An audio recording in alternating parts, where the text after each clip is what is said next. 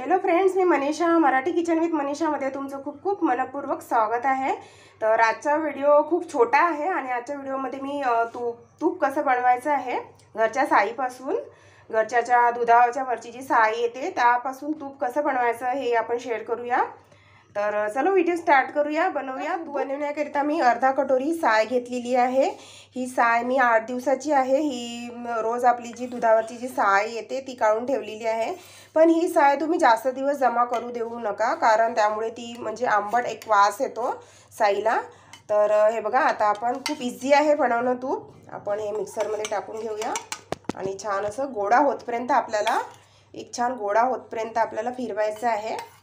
पाणी आणि आपली जी लोणी आहे हे वेगळं होतपर्यंत आपल्याला फिरवायचं आहे मिक्सरमध्ये। तर चला आपण मिक्सरमध्ये छान फिरवून घेतलेलं आहे। बघा, तुम्ही बघू शकता पाणी आणि लोणी वेगवेगळे झालेलं आहे हे बघा।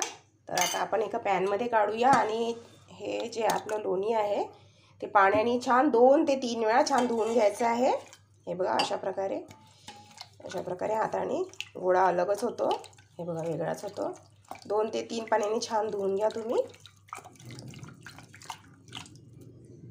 बघा, मी लोणी छान धुवून घेतलेलं आहे 3 ते 4 पाण्याने। आता आपण हे आपलं लोणी गॅसवर ठेवूया आणि इथे मी तुळशीचा पाला टाकत आहे, थोडीशी इलायची, थोडंसं मीठ टाकल्यामुळे आपल्या तुपाला असं कणेरपणा येईल, रवाळ होईल आपलं तूप। हे बघा, थोडंसं तूप आणि थोडंसं मी इथे जिरा टाकत आहे। तर छान असं याला होऊ द्या तुपाला, ब्राऊन कलर येईपर्यंत आपल्या तुपाला तुम्ही गॅसवरच ठेवा आणि गॅसची फ्लेम मीडियम ठेवा। घरचं तयार केलेलं तूप अगदी फ्रेश आणि टेस्टला पण छान वाटतं। तर तुम्ही हे करून बघा, खूपच इझी आहे बनवणं।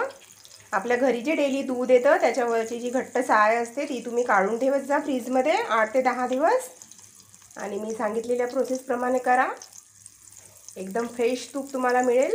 तर बाजारातून तूप आणण्याची अजिबात गरज नाही आहे, घरीच बनवा तूप।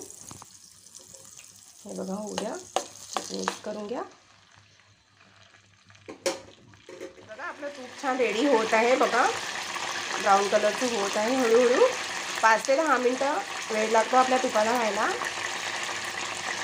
अरे बघा, छान असा सुगंध दरवळत आहे।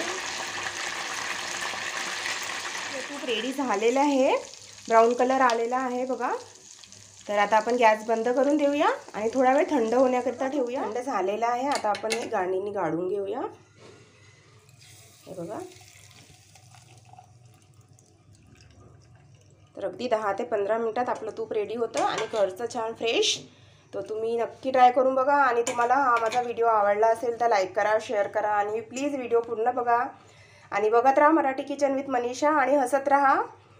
चला तर भेटूया नेक्स्ट व्हिडिओमध्ये।